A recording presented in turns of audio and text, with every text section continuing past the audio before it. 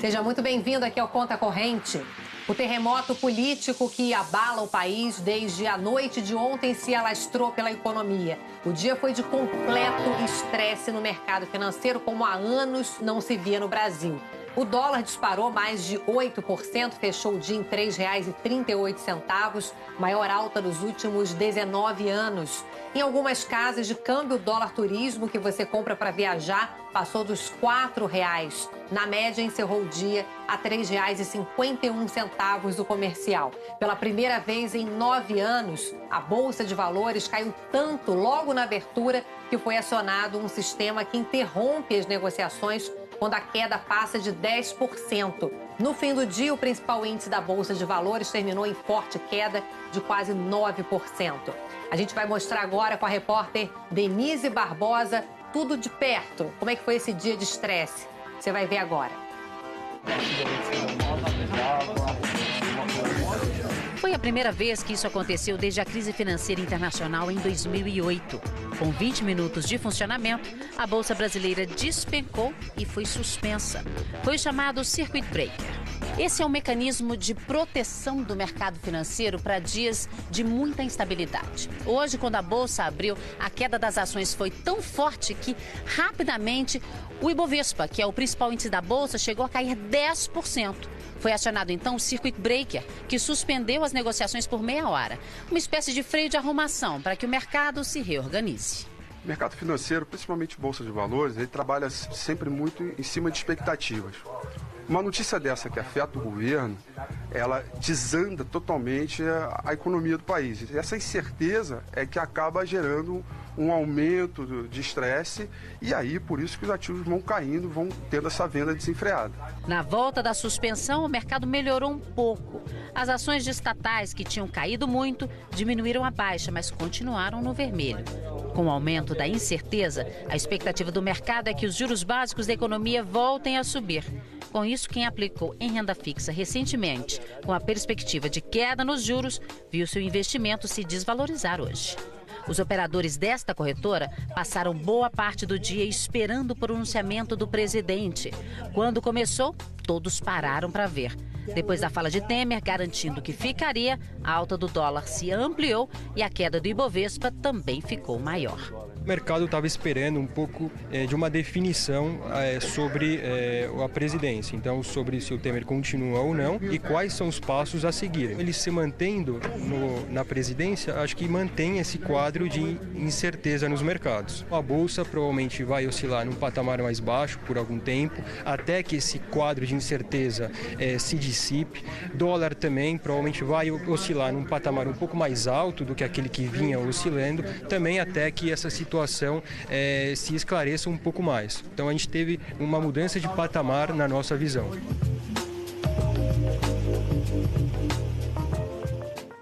Bom, incerteza é tudo que o mercado detesta. Será que o caos continua nessa sexta-feira? Vamos falar sobre isso aqui com os nossos convidados. A gente recebe a Alessandra Ribeiro, economista, sócia da Tendências Consultoria, o Paulo Gala, que é estrategista da Fator. Obrigada por terem vindo aqui ao Conta Corrente. Queria então começar com a aposta de vocês amanhã. O que será de amanhã? Nossa, é difícil, né? Mas acho que depende realmente dos fatos novos e da sinalização, se o Temer vai querer resistir mesmo ou não, se ele parte para uma renúncia. E aí todo o processo, né? Porque nós caminharíamos para uma eleição indireta, e aí quem seria a pessoa para assumir, se a equipe econômica fica ou não, o que é determinante para minimizar danos. Então, assim, acho que ainda está muito incerto para ter uma aposta muito clara. Amanhã, então, o dia certamente é de estresse. O dia é tenso, é de estresse, não tem a menor dúvida, né? Talvez ele não seja tão caótico quanto foi hoje, porque pelo menos é o que se espera, o nível de novidade de amanhã será menor do que o nível de novidade que foi o de hoje de manhã, né? Todo mundo acordou quando os mercados abriram com uma situação completamente nova. Né? Então,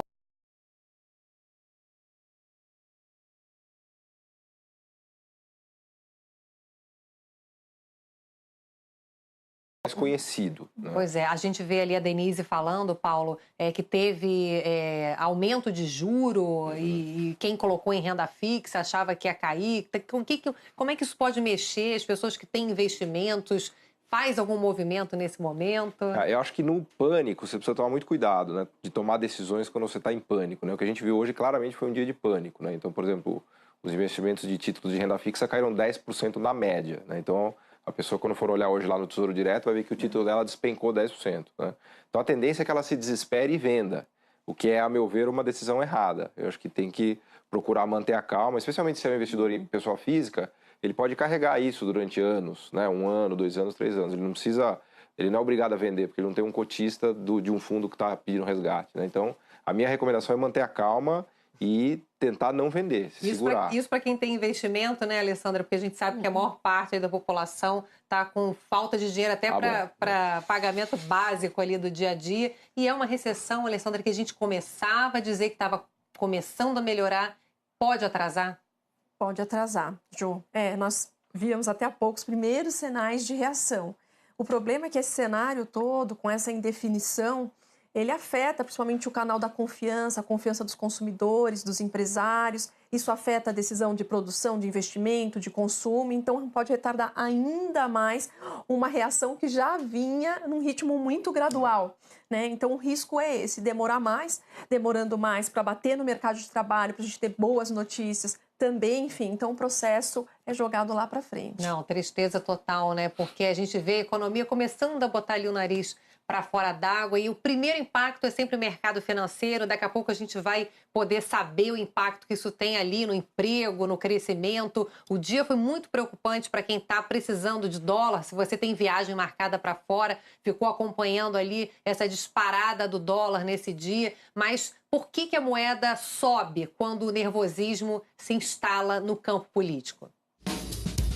Sempre que a incerteza aumenta na política, a reação é a mesma, alta do dólar.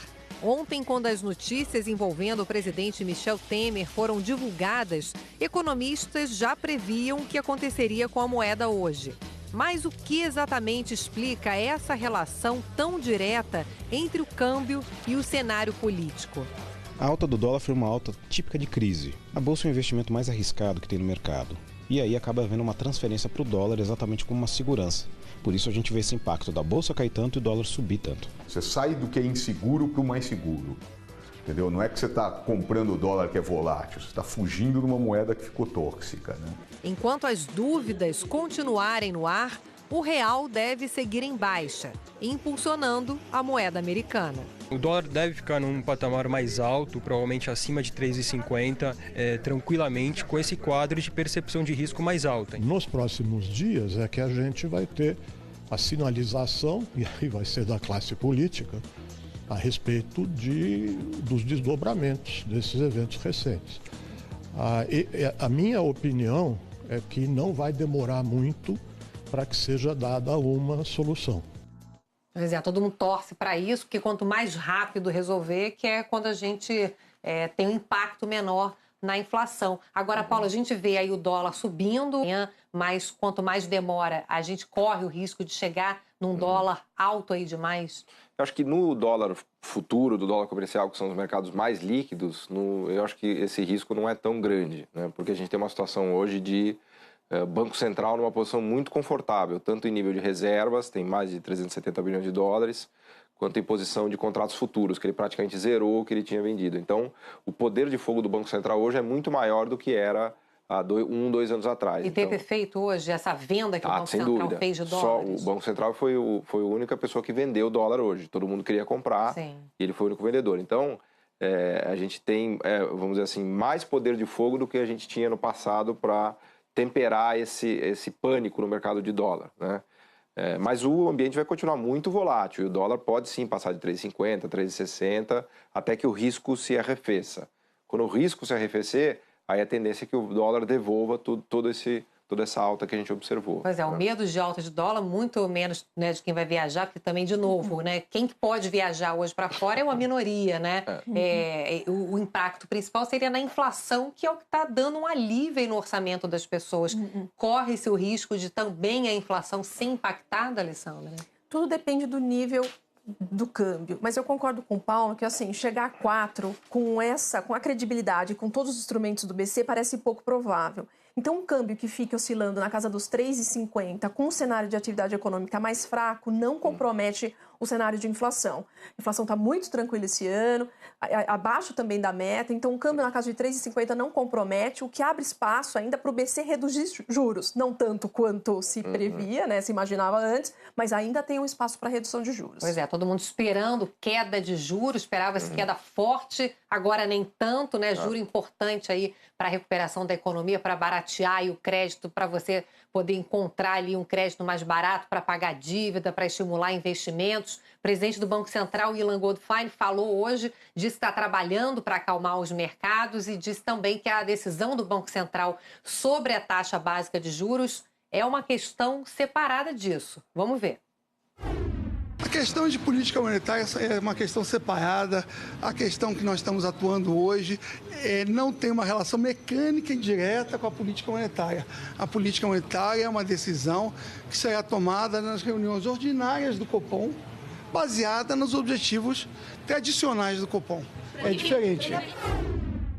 Separada mais ou menos, né? Porque o que eu mais ouço de integrantes da equipe econômica é que andamento das reformas é fundamental para a continuidade de queda de juro. Vai continuar caindo, mas certamente menos, né, Alessandra? Num ritmo menor. Porque um dos fatores de risco era justamente o andamento das reformas. E agora, de fato, o cenário a probabilidade de aprovação da reforma da Previdência é muito baixo. Então, esse é um fator de risco para as contas públicas. Então, o Banco Central, ele deve ser mais cauteloso no processo, tanto no ritmo quanto no patamar de chegada. Antes se discutia Selic a 7%, agora pode ser que chegue a 9%, 9,5% e acabe com esse processo. Agora, a dureza é que mesmo com a aposta que os juros cairiam com mais força, você chega lá no banco e o juro que chega para você continua alto demais. Ou seja, aquele sonho né, do juro chegar ali na ponta para o consumidor final menor ficou mais distante, né, Paulo? Ficou mais distante. Esse daí eu diria que é um sonho que está bem distante, na verdade, né? A gente tem um sistema, o sistema bancário brasileiro não consegue entregar na ponta final taxas baixas, né? Por uma série de motivos. Enfim, é um sistema que é concentrado, tributação elevada, enfim, tem várias questões que explicam isso. Não dá e agora a desconfiança acaba dando lenha nisso, né?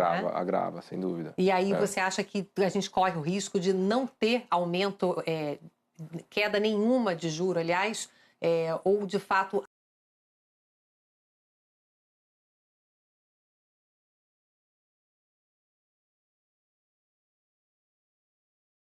Uma rota muito desinflacionária, ou seja, havia uma gordura no sentido de que a inflação estava baixa demais até. Então, o BC, por essa linha de raciocínio, ele tem espaço para continuar a baixar juros e tudo o que está acontecendo, conforme a gente está discutindo aqui, vai dificultar ainda mais a recuperação econômica. Exatamente. A economia vai continuar fraca, que é mais um ingrediente para baixar juro, né? Exatamente. E aí, Alessandra, justamente isso estava dizendo, assim, há uma crise, mas...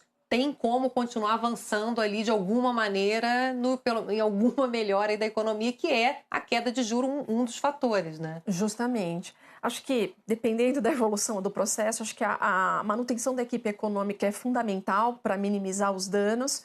O que tem, acho que, né, de positivo para a atividade econômica é ainda alguma redução de juros, mas é isso, assim, outros canais, né, que afetam são sendo negativamente afetados. Uma coisa que pode ajudar também um pouco é o câmbio um pouco mais depreciado, ajudando o setor externo, também contribui um pouco para a atividade. Então, não é que está tudo perdido, é que aquela retomada mais forte que se esperava, especialmente para o ano que vem, ela pode, esse ano e já o próximo, né, pode ser afetado. Tá certo. A gente faz um intervalo rapidinho, na volta a gente continua a conversa aqui sobre os impactos desse terremoto em Brasília aqui para a nossa economia, para a sua economia principalmente. Não sai daí, Conta Corrente volta rapidinho.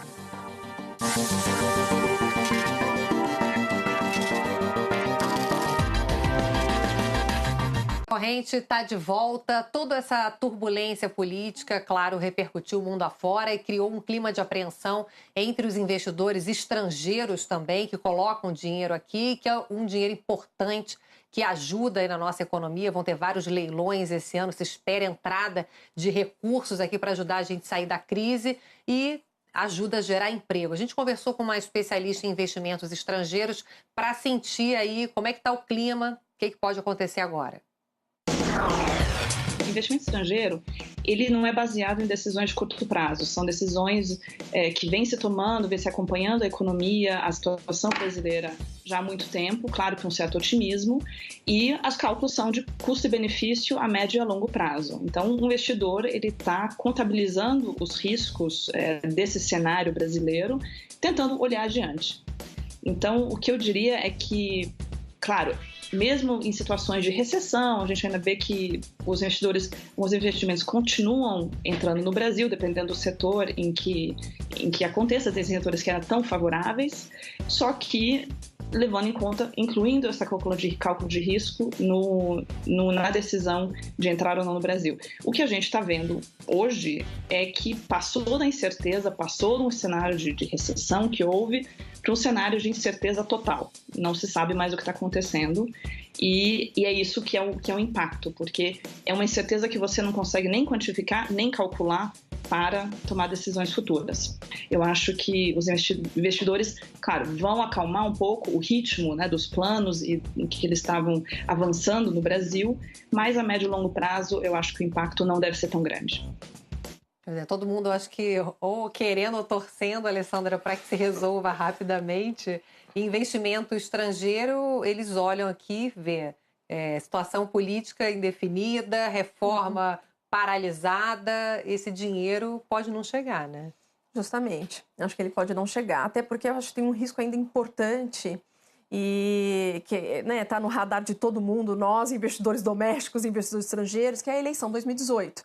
Esses episódios aumentam ainda mais o risco para a eleição de 18, aumentando esse espaço para um outsider, um candidato de fora. Que venha com ideias, né, que não estão ligadas à questão do reequilíbrio das contas públicas, por exemplo. Justamente, uma política econômica não responsável, um governo que pode não ter base política para aprovar o que tem que ser aprovado, por exemplo, a Previdência, que certamente vai ficar para 2019.